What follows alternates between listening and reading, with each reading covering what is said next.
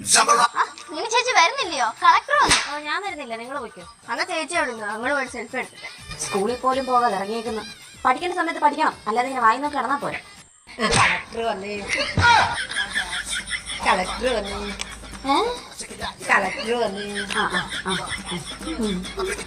Collector വന്നേ. ഇതെവിടെ പോകുന്നു? കളക്ടർ പോയിട്ടോ പോയിട്ടോ. എഴുന്നേറ്റ് നടക്കാൻ വയ്യാന്ന് പറഞ്ഞാ.